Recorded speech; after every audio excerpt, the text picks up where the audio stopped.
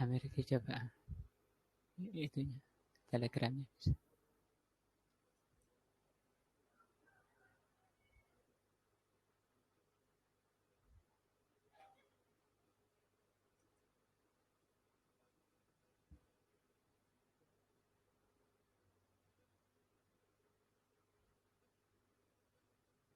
Tes.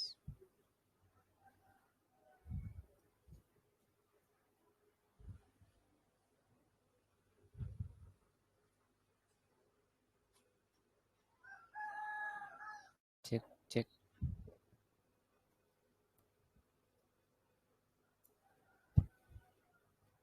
Tes.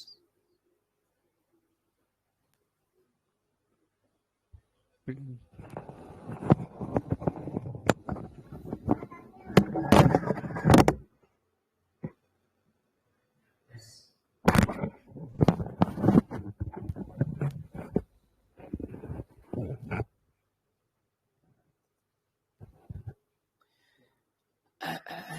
Bismillahirrahmanirrahim. Assalamualaikum warahmatullahi wabarakatuh. Alhamdulillahirabbil alamin. Asyhadu an la ilaha illallah wa asyhadu anna Muhammadan abduhu wa rasuluh. Allahumma shalli ala Muhammadin wa ala alihi wa sahbihi ajmain. Wa ba'du. Ajaran sore ini adalah akidah. Kita membahas kitab Syarah Ushulus Tsalatsa, 3 dasar utama, yaitu 3 pertanyaan malaikat Munkar Nakir ketika kita masuk di alam kubur. Dan setiap kita pasti akan masuk ke alam kubur atau alam barzah. Dan pasti akan ditanya tentang 3 perkara, yaitu pertanyaan man rabbuka, wa ma dinuka, wa man nabiyuka.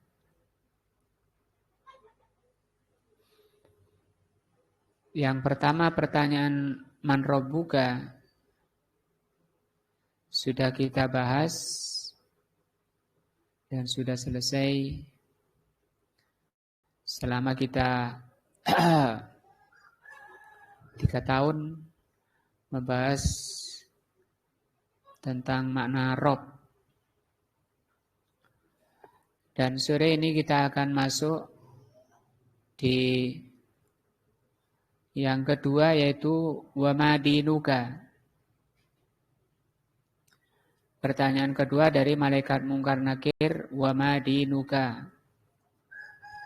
Din itu artinya ada 2. Yang pertama, balasan. Sebagaimana firman Allah dalam surat Al-Fatihah, Maliki Yaumiddin, yang memiliki hari pembalasan. Yang kedua, ad-din maknanya amalan. Yang dimaksud oleh malaikat Munkar Nakir ketika bertanya wa ma dinuka, itu apa amalanmu? Ad-din itu ada 3 rukunnya. Yang pertama adalah Islam, yang kedua iman, yang ketiga ihsan. Masing-masing yaitu rukun Islam itu mempunyai 5 rukun. Yang kedua iman mempunyai 6 rukun, ihsan mempunyai 1 rukun. Dari 5 rukun Islam, jadi Islam mempunyai 5 rukun. Yang pertama adalah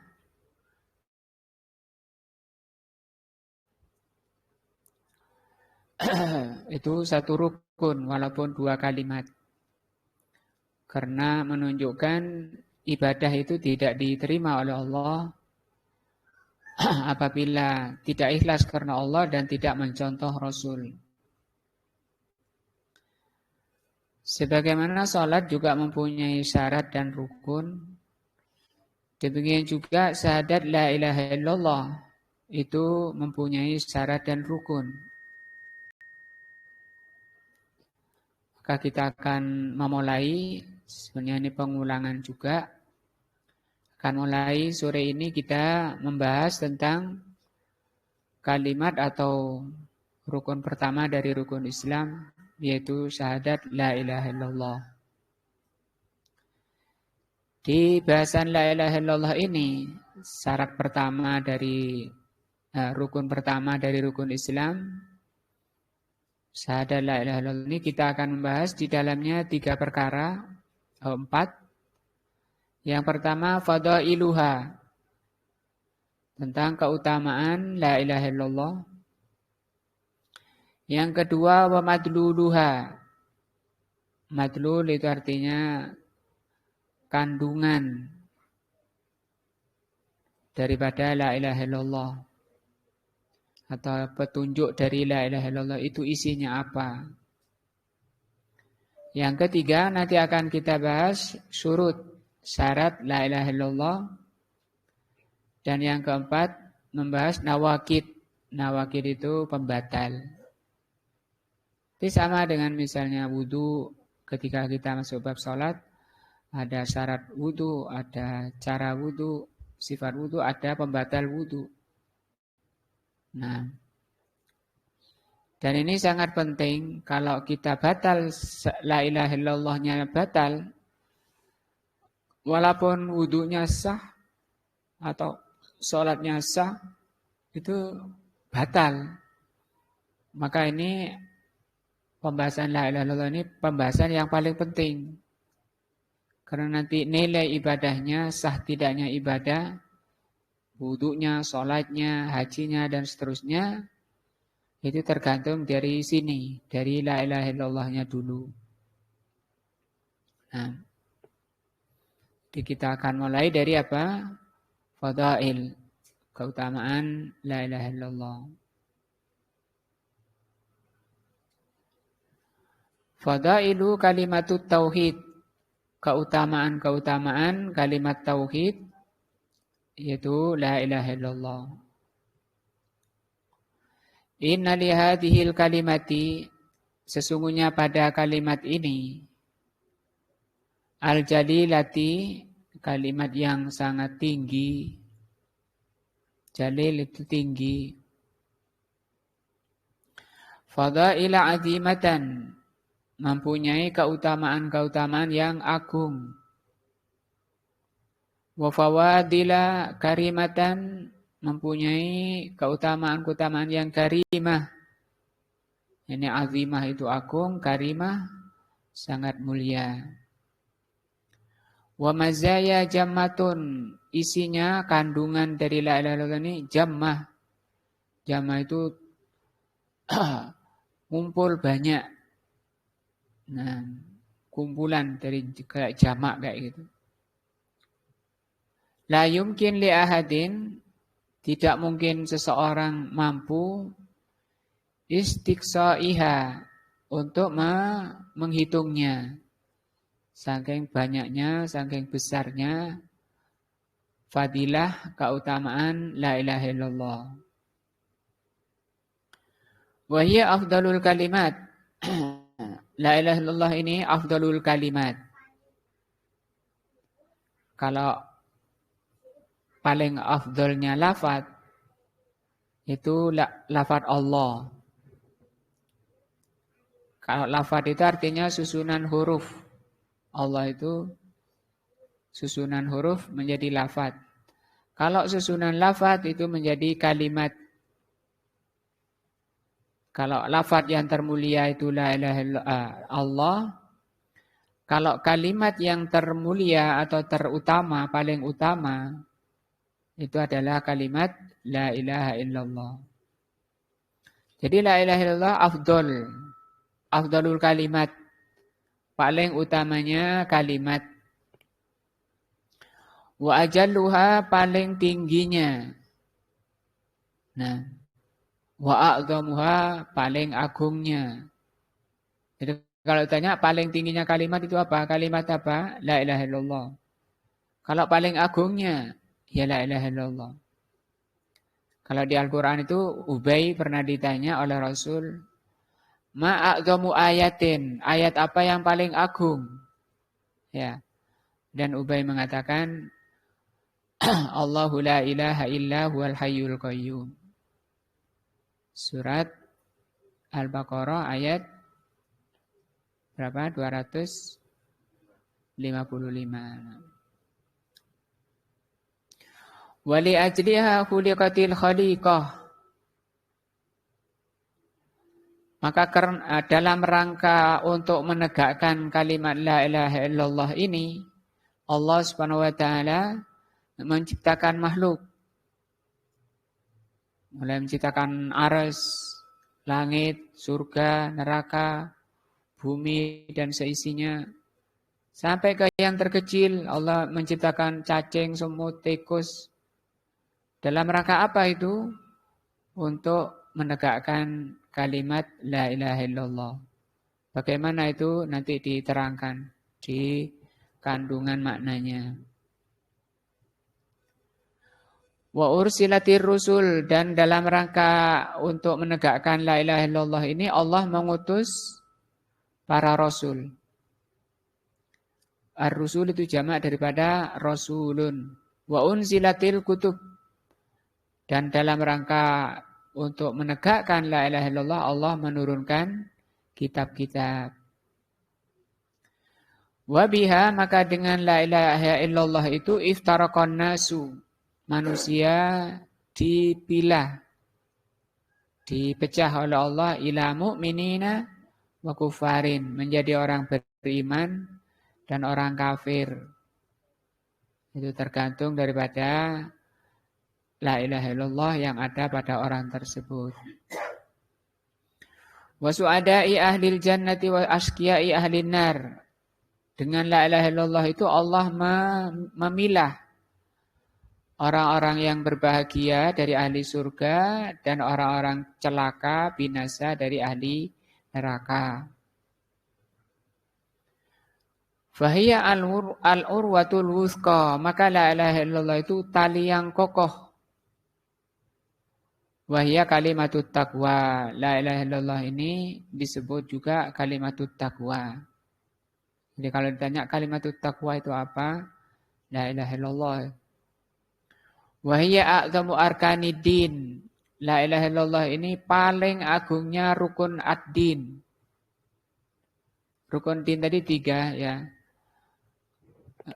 Ada Islam, iman, ihsan. Masing-masing itu ada rukun sendiri-sendiri. Islam punya 5 rukun, iman punya 6 rukun, ihsan 1 rukun. Yang tertingginya itu adalah kalimat la ilaha illallah. Wa ahammu su'abil iman, paling pentingnya cabang iman.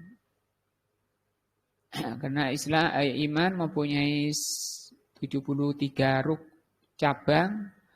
Yang tertinggi adalah, yang terpenting adalah qaulu la ilaha illallah.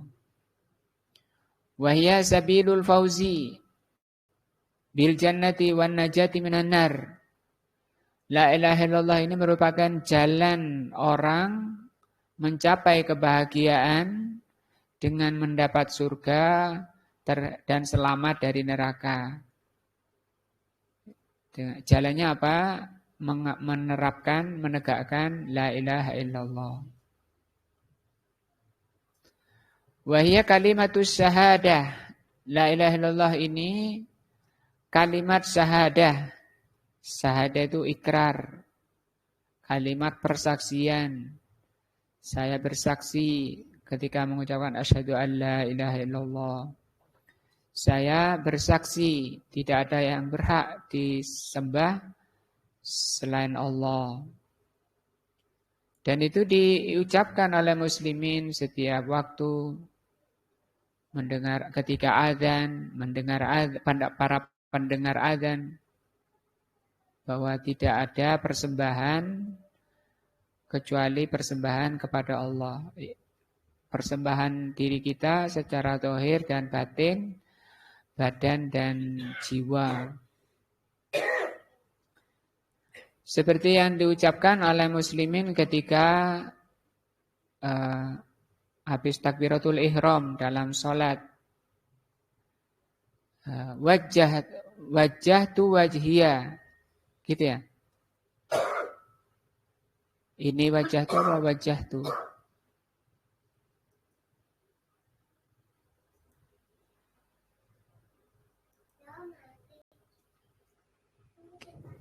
Kita lihat dulu ya.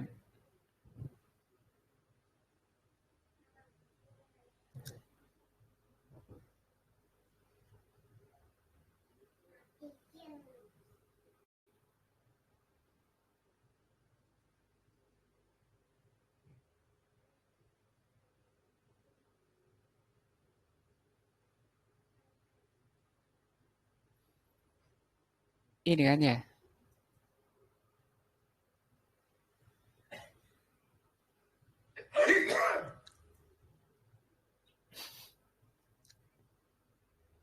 Ini juga diikrarkan oleh muslimin setiap sholat.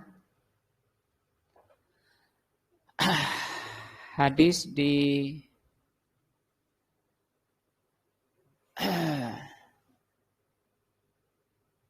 hadis dari Ali bin Abi Thalib radhiyallahu an diriwayatkan oleh imam yang 4. Hadis ini sahih. Anna Rasulullah sallallahu alaihi wasallam, kata Ali bin Abi Thalib, bahwa Rasulullah sallallahu alaihi wasallam kana idza iftataha as-salata, ketika membuka salat setelah takbiratul ihram, qala, Rasul membaca wajjahtu. Apa artinya? Aku arahkan atau aku hadapkan. Wajhiya, wajahku. Kata-kata wajhiya ini mewakili seluruh badan atau seluruh diri. Diri manusia itu terdiri dari 2 unsur, jiwa dan raga, badan dan hati. Ketika membaca hadis ini atau doa ini dalam sholat, dia berikrar, mengikrarkan diri kepada Allah. Wajah tu aku harap, aku hadapkan diriku. Berarti zahir dan batin. Badannya dan hatinya. Itu. Ikrarnya seperti itu. Tapi kenyataannya kebanyakan yang menghadap itu cuma badannya. Hatinya keluar kemudian keliling kemana-mana. Tidak ikut sholat. Ya. Nah. Lilladzi fataras samawati wal arda. Aku hadapkan diriku kepada yang menciptakan langit dan bumi. Ini kalimat ikrar dan doa. Hanifan. Hanif itu dengan penuh kecondongan. Condong dari syirik menuju tauhid. Itu namanya hanif. Musliman dengan penuh pasrah diri. Wa ma ana minal musyrikin. Inna salati wa nusuki wa mahyaya wa mamati lillahi rabbil alamin. La syarika lahu wa bidzalika umirtu wa ana awwalul muslimin. Ini yang dimaksud dengan ikrar. Tadi kalimat syahadat. Wa miftahu daris sa'adah al-Qur'an. La ilaha illallah itu merupakan kunci dari negeri kebahagiaan. Kunci surga itu sudah maklum di kalangan muslimin. Kunci surga itu apa? Tapi tidak cukup orang itu membaca la ilaha illallah 100 kali setiap selesai sholat atau 40 kali setiap selesai sholat. Karena kata ulama, kunci itu untuk bisa membuka surga harus ada gigi-giginya. Apa giginya? Syarat dan rukun. Kebanyakan orang hanya bisa mengucapkan, tidak faham dan tidak mengamalkan syarat dan rukun la ilaha illallah. Sehingga sama dengan orang mau membuka pintu, bawa kunci, tidak ada giginya kunci-kuncinya. Sehingga nggak bisa membuka. Nah, maka nanti akan dibahas betapa banyaknya muslimin membaca la ilaha illallah tapi tidak memberikan manfaat kepada pembacanya. Wa asluddin, la ilaha illallah ini dasar dari agama. Asal itu dasar. Wa asasuha dan pondasinya. Wa ra'su amrihi dan inti daripada perintah Allah Azza wa Jalla. Wa fadailu hadhil kalimati wa mauqi'uha minad din fauqa ma yasifu al-wasifuna wa ya'rifuhu al-arifun. Tentang keutamaan kalimat ini atau la ilaha illallah ini, kenyataannya di dalam agama itu masih jauh tinggi di atas apa yang diterangkan sifat-sifatnya oleh orang-orang yang mensifati la ilaha illallah, dan yang telah diketahui oleh orang-orang yang mengetahui itu masih tidak seberapa dibanding kandungan yang terkandung di dalamnya.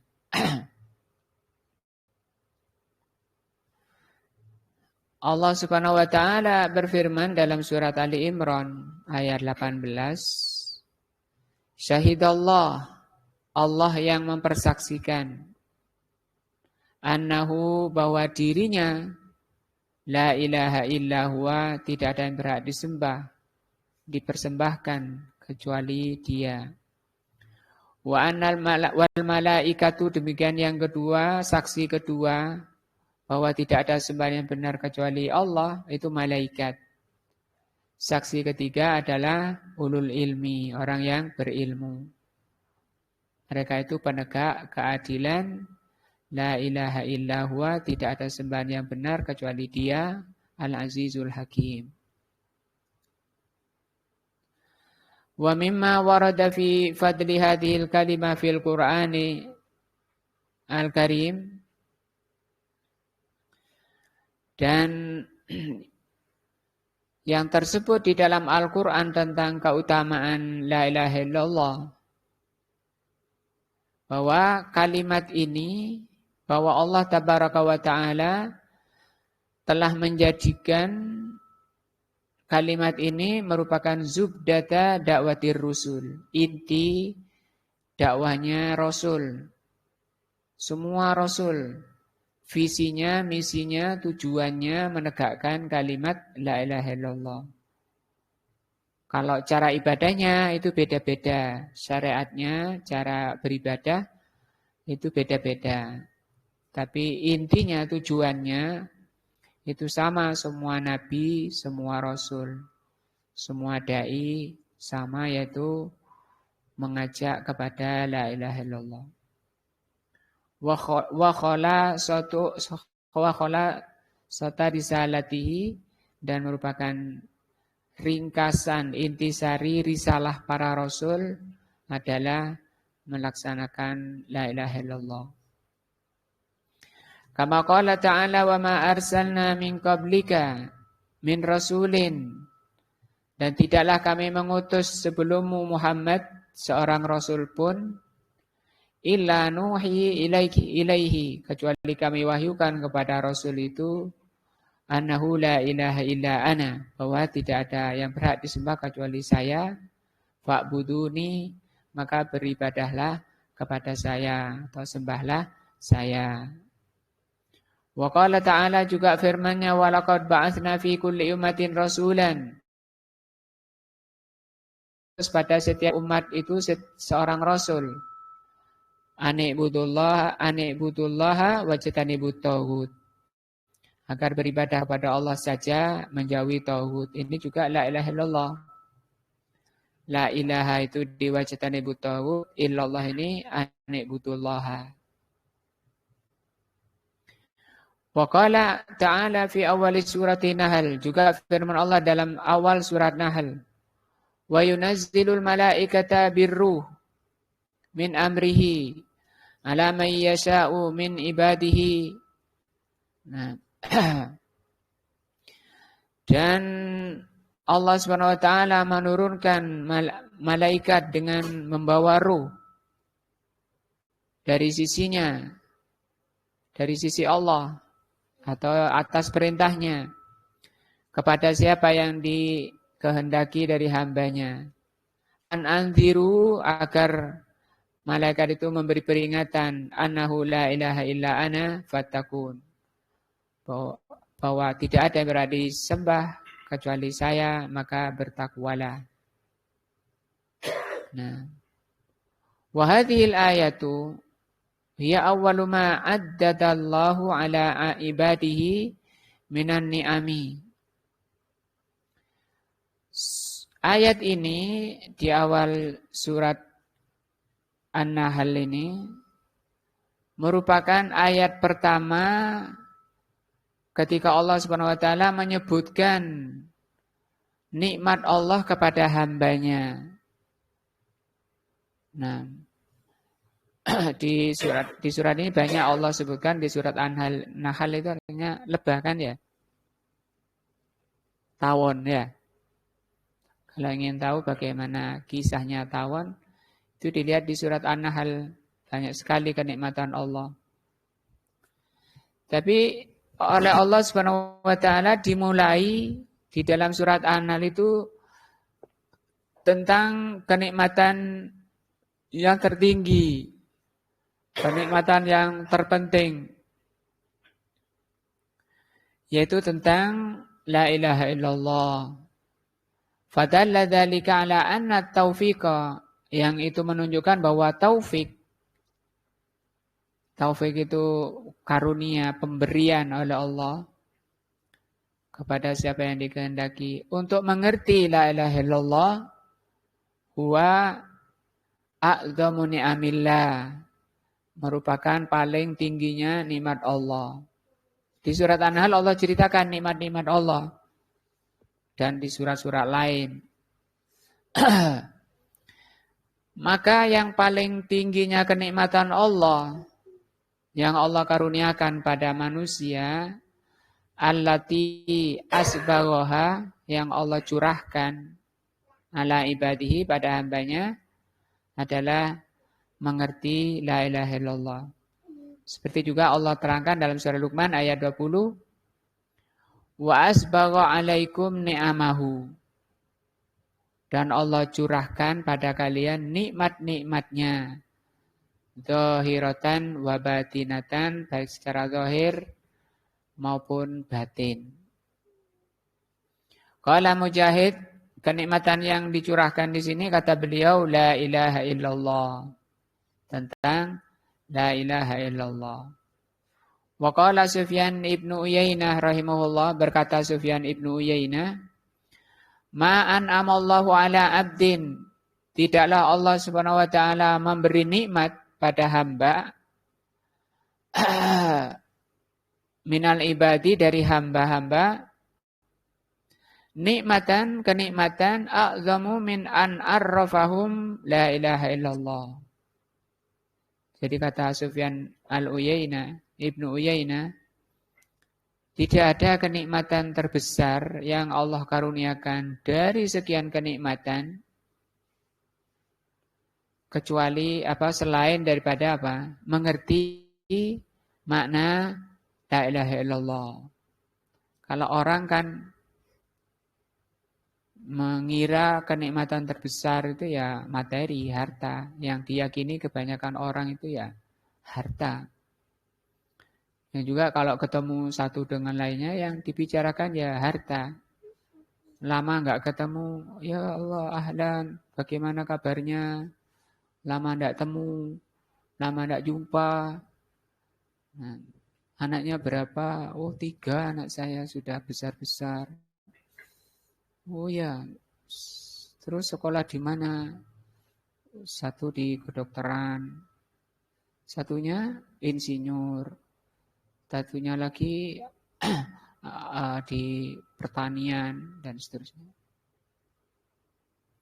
Ya sebatas itu. Setelah itu lama tidak ketemu, udah ketemu lagi. Alhamdulillah, ahlan wa sahlan, lama tidak ketemu. Gimana putra-putranya dahulu? Oh ya, satu di tugas di Papua, satunya di Kalimantan, satunya di Aceh sana.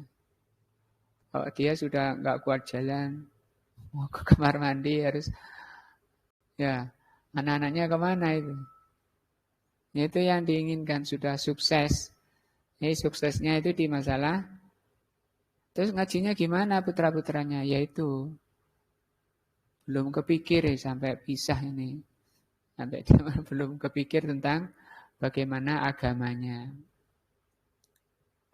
Itu kebanyakan muslimin, kebanyakan manusia. Makanya yang dikhawatirkan oleh Rasul menimpa umat ini adalah masalah fitnah dunia. Ma'ahsya alaikum laisal fakru ahsya alaikum. Bukan kefakiran yang paling aku khawatirkan pada diri kalian. Walakin an yabsatallahu alaikum. Tapi yang paling aku khawatirkan itu kalau dibukakan harta. Ya. Yang ditakutkan kalau lancar rizkinya itu.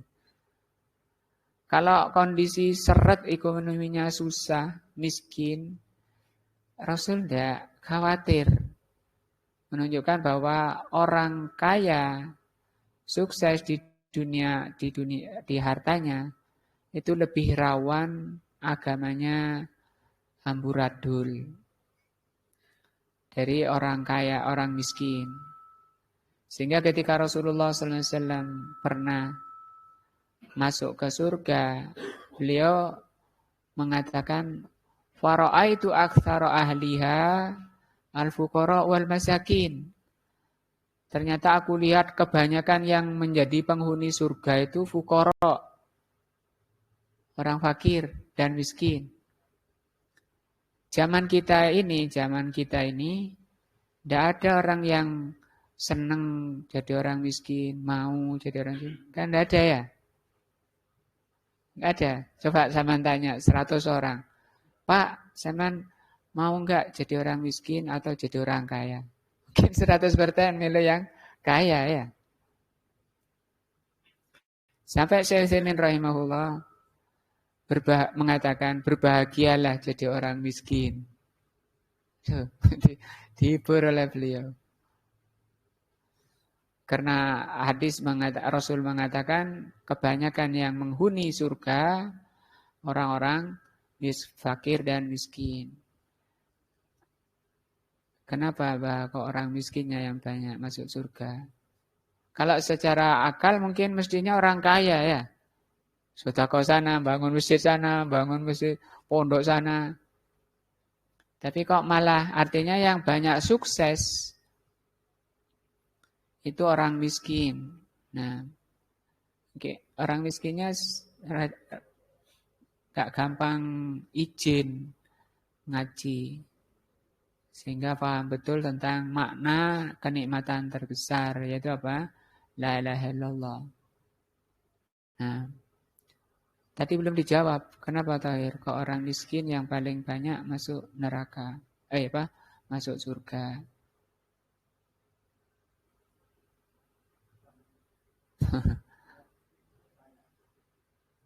Nah, ya Pak? Kan khilaf juga para ulama. Mana yang lebih baik? Orang miskin sabar, orang kaya bersyukur. Yang lebih baik mana? Miskin sabar, kaya bersyukur. Yang lebih baik yang mana? Sabar. Mengalahkan kaya yang bersyukur. Bersyukur ini juga butuh kesabaran. Karena orang kaya kan kepingin ini itu. Orang kaya namanya. Tapi tidak boleh, harus menafkahkan hartanya di jalan yang Allah ridhoi. Nah, karena kaya dia sewa horeg 200 juta. Nanggap bantengan 200 juta. Nah, itu enggak bersyukur namanya. Karena bersyukur itu 3 rukunnya. Menyadari dengan hati itu nikmat dari Allah. Dan ada amanah, ada tanggung jawabnya. Yang kedua, bersyukur kepada Allah. Dengan lisannya mengucapkan Alhamdulillah. Yang ketiga, menggunakan nikmat itu di jalan yang Allah ridhoi. Ini berat. Belanjakan, tidak semua yang diinginkan oleh nafsunya dituruti. Khilaf, para ulama saja khilaf. Mana yang lebih baik? Orang miskin sabar, orang kaya bersyukur. Asmuni, mana yang lebih baik?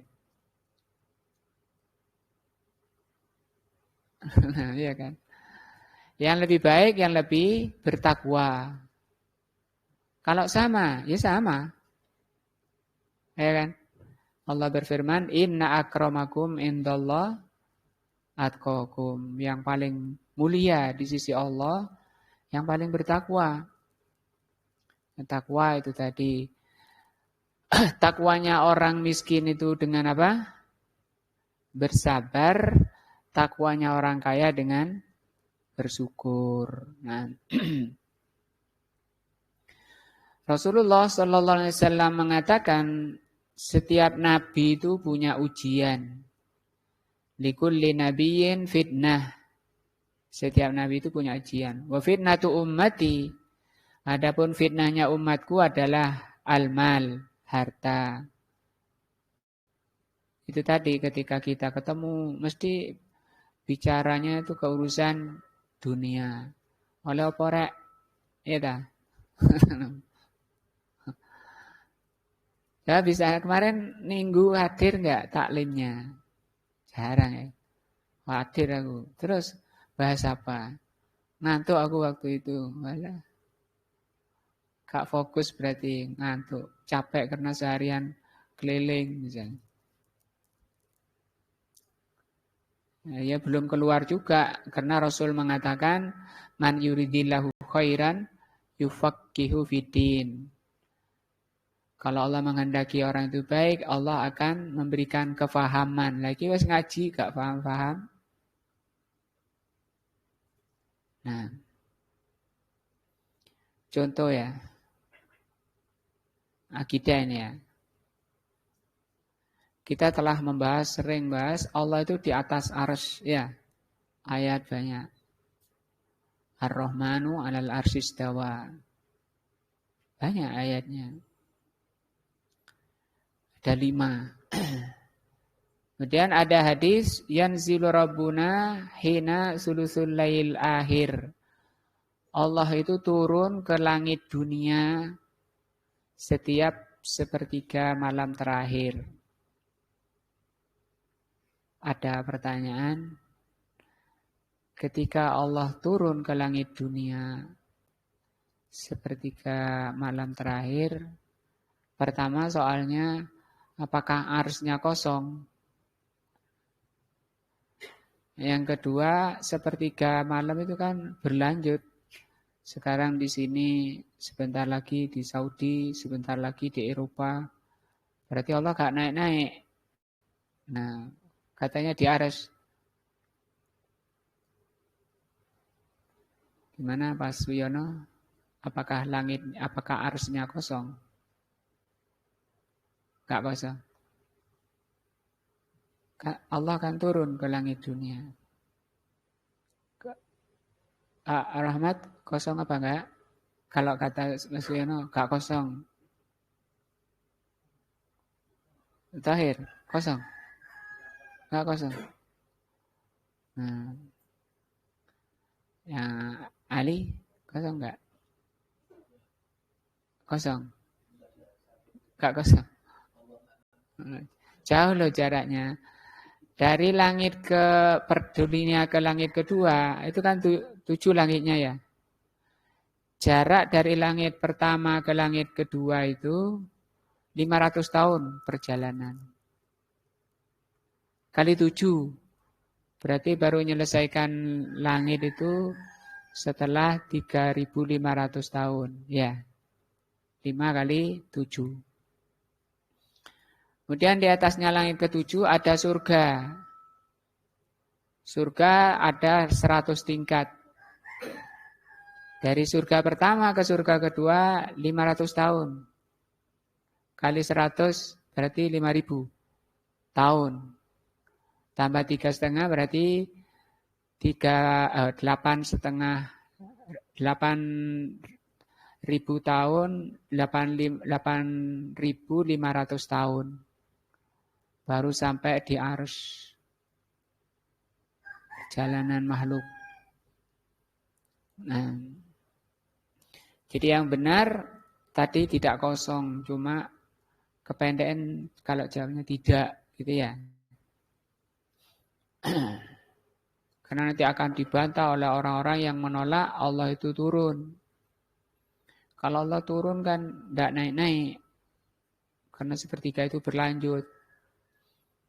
Nah, maka yang benar adalah arsy-nya itu tidak kosong berdasarkan dalil-dalil ayat tadi.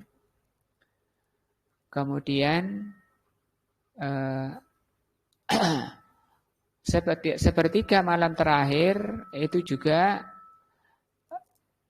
Allah itu turun ke langit dunia, tidak menunjukkan bahwa langit itu kosong. Ya kalau Amir ketika di sini berarti tidak di Malang, ya. Ketika di Malang itu tidak di sini. Ya. Atau ketika kita di Surabaya berarti tidak di sini. Yang menyebabkan orang menolak karena mereka mengkias. Mengkias itu apa? Membandingkan. Ya itu kalau manusia, kalau ketika tidak di sini berarti di sana. Tapi Allah Subhanahu wa taala mengatakan laisa kamitslihi syai'un wa huwas samiul basir. Ini fadilah pertama tentang la ilaha illallah, bahwa la ilaha illallah ini kalimat yang paling agung.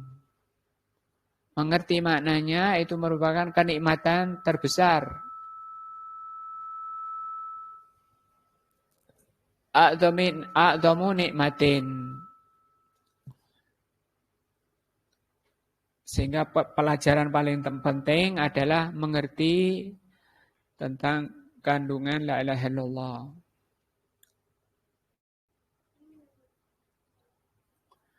Wa min fadailiha, yang kedua, annallaha wasafaha, bahwa Allah Subhanahu wa taala mensifati la ilaha illallah fil Quran, di dalam Al-Quran, bi annaha, bahwasanya la ilaha illallah itu al kalimatut thayyibah, merupakan kalimat thayyibah. Qala Allah Ta'ala, Allah berfirman, alam tara kaifa daraballahu mathalan. Tidakkah kamu melihat bagaimana Allah membuat permisalan? Kalimatan thayyibatan, yaitu kalimat thayyibah. Kalimat thayyibah itu apa? La ilaha illallah. Dipermisalkan oleh Allah kalimat la ilaha illallah itu kasajaratin thayyibatin. Seperti pohon yang bagus. Cuma kalau pohon kayu ini atau pohon itu suatu yang nampak, yang bisa dirasa, bisa diindra, bisa dilihat. Itu kalau pohon. Banyak sekali ayat dan hadis untuk memahamkan pada manusia perkara-perkara yang maknawi. Oleh Allah dibuatkan permisalan-permisalan untuk memberikan pemahaman seperti ini. Kalimat la ilaha illallah ini, terutama kandungannya, itu seperti pohon yang bagus. Bagaimana pohon yang bagus itu? Asluha sabitun. Akarnya kuat, kokoh. Wa far'uha cabangnya fis sama, di langit, naik ke atas. Nah, cuma kalau la ilaha illallah ini ditanam di mana? Di hati, ladangnya itu di hati, tempat menanamnya. Semakin dalam orang mengerti la ilaha illallah, semakin kokoh, semakin sabit. Maka dengan la ilaha illallah itu akan membuahkan berupa amal soleh, segala kebaikan, segala akhlak yang baik, yang semuanya bermanfaat. Namanya buah itu bermanfaat, mendapat pahala. Artinya apa? Setiap perbuatan manusia mendapat pahala kalau merupakan buah daripada kalimat la ilaha illallah. Cuma kita kan belum bahas maknanya, ya. Rukun-rukunnya. Jadi la ilaha illallah itu biji yang ditanam di hati, akan tumbuh nanti. Seperti kalau kita naruh jagung, naruh padi, tumbuh dan berbuah. Kalau jagung sekali panen sudah selesai. Padi juga sekali panen. Itu kebanyakan buah seperti itu. Tapi kalau la ilaha illallah itu enggak. Kata Allah Subhanahu wa taala, tu'ti ukulaha, akan menghasilkan buah yang bisa dimakan, ukulaha itu dimakan, kullahin. Apa kullahin? Setiap saat, ya. Biizni rabbiha, atas izin Allah. Setiap saat orang itu bisa beribadah dan bisa menjadikan seluruh waktunya itu ibadah. Karena ibadah itu kata Syekhul Islam, ismun jami'un, ibadah itu nama yang mencakup likulli ma yuhibbuhullah, semua yang dicintai wa yardha, dan diridhai oleh Allah. Semua yang dicintai dan diridhai oleh Allah itu ibadah. Berpahala di sisi Allah, asalkan bersumber buah daripada la ilaha illallah. Dari hatinya. Nah,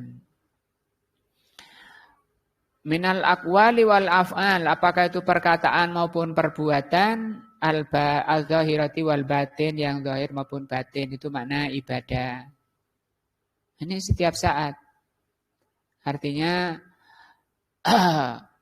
kalau setiap saat itu maksudnya keadaan yang disebut dengan hal.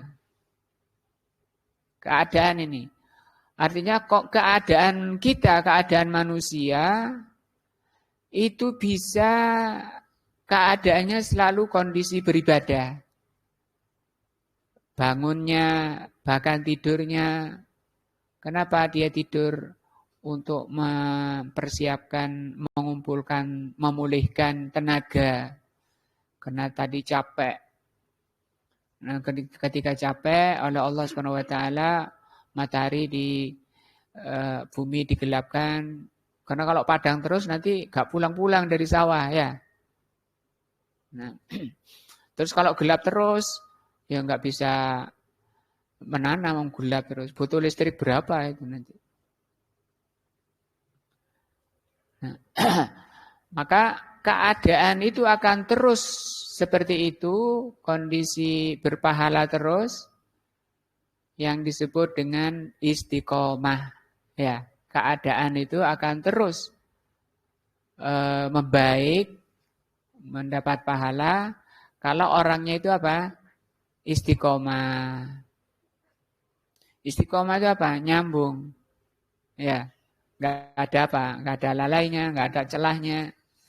Sehingga kata Al-Imam Al-Harawi, diterangkan juga oleh Al-Imam Ibnul Qayyim rahimahullah, al-halu, keadaan manusia, wal istiqomah,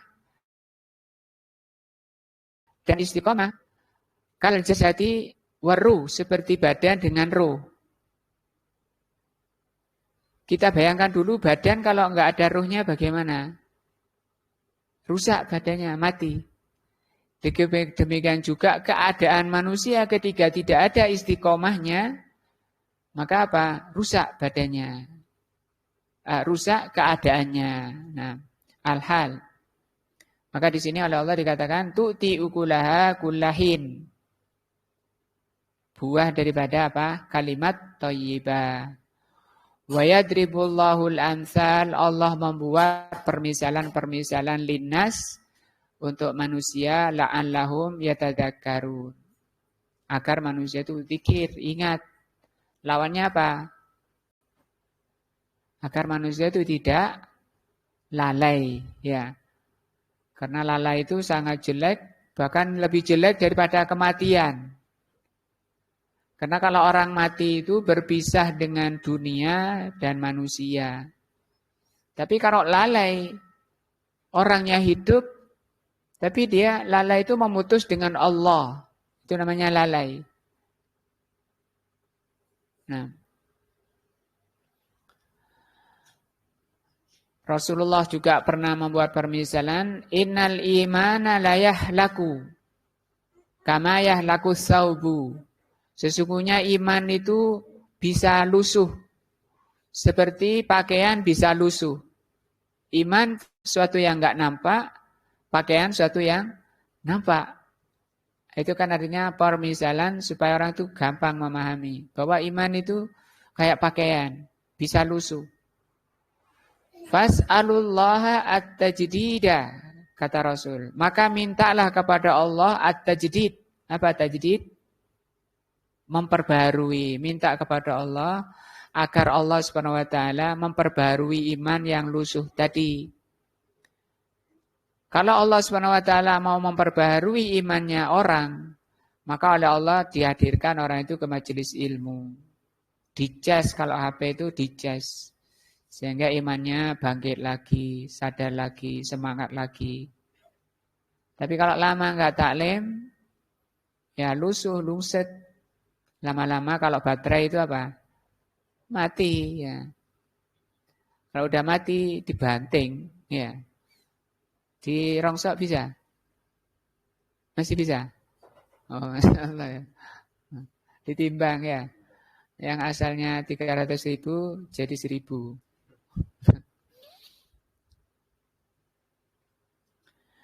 Kalau akarnya sudah kuat di hati, tadi kan asluha sabitun. Akarnya kuat di hati. Akidahnya kuat, imannya kuat di hatinya. Di dunia. Sehingga hidupnya itu penuh nilai, penuh pahala. Dan setiap orang beda-beda tergantung dari tingkat keimanannya. Pahalanya tergantung keimanannya. Berapa-berapanya tergantung kekokohan imannya. Kalau di dunia itu kondisinya seperti itu sebenarnya sudah, cuma kalau sebelum mati dia belum aman. Baru setelah mati kok dia tetap kokoh, sudah beres dia, sukses, namanya orang sukses. Sehingga di sini dikatakan wahya al-qaulus tsabit. La ilaha illallah itu disebut qaulus tsabit. Apa qaulus tsabit? Perkataan yang kokoh. Maka Allah mengatakan yusabbitullahu alladzina amanu. Ya. Allah yang mengokohkan. Jadi oleh Allah dikokohkan. Kalau akar itu kan beda, akar pohon pisang sama akar pohon kates sama akar pohon mangga itu beda kekuatannya. Tergantung keimanannya kalau di hati. Yang membuat beda akar pisang, akar kates, akar mangga, yang membuat beda-beda kuatannya itu siapa? Allah Azza wa Jalla. Demikian juga di hati orang. Di sini Allah katakan yusabbitullaha, Allah yang mengokohkan alladzina amanu, orang yang beriman bil qaulis sabit, dengan qaulus sabit. Apa qaulus sabit? La ilaha illallah. Fil hayati dunya wa fil akhirah, di dunia ini dan di akhirat. Sehingga ketika orang itu masuk ke alam barzah, masuk di alam kubur, di sana juga Rasulullah mengatakan is'alullaha at-tatsbit, Mintakan saudaramu ini kepada Allah at-tatsbit, kekokohan, agar dia kokoh, tetap di atas la ilaha illallah. Fil haya'a, li'annahu al-an yus'al, karena saudaramu ini sekarang sedang ditanya di alam barzah. Siapa yang bisa mengokohkan? Itu Allah Subhanahu wa taala, orang itu bisa menjawab. Bagaimana supaya gampang menjawabnya, tepat dan tegas menjawabnya, yaitu orang yang sabit di dunia. Bagaimana supaya kokoh di dunia? Memahami la ilaha illallah, diamalkan la ilaha illallah.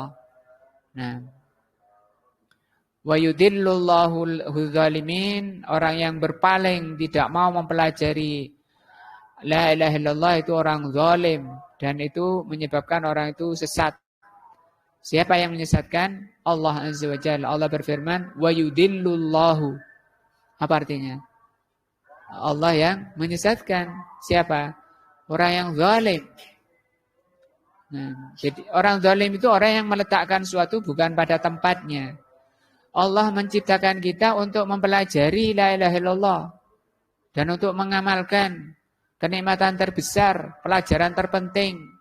Allah memberi akal, memberi mata, memberi telinga supaya mendengar, memberi kekuatan supaya bisa duduk, bisa berjalan. Itu yang dimaukan oleh Allah. Wa yaf'alullahu ma yasha'.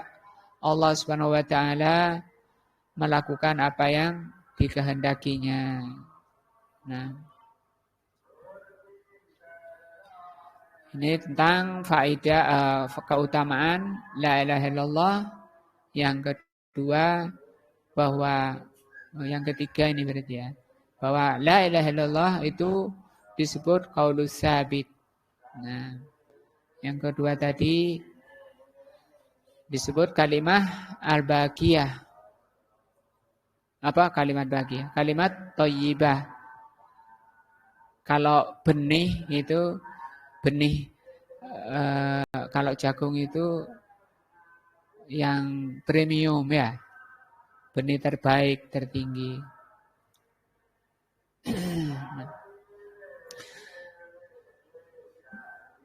Insyaallah ini yang kita bahas sore ini, mudah-mudahan menambah iman kita, takwa kita kepada Allah SWT. Semoga apa yang kita bahas menjadi ilmu yang bermanfaat. Menjadikan Allah SWT memberikan taufik dan hidayahnya pada kita. Sekaligus semoga Allah mengampuni segala dosa-dosa kita.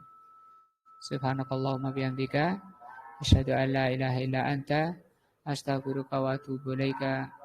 Assalamualaikum warahmatullahi wabarakatuh.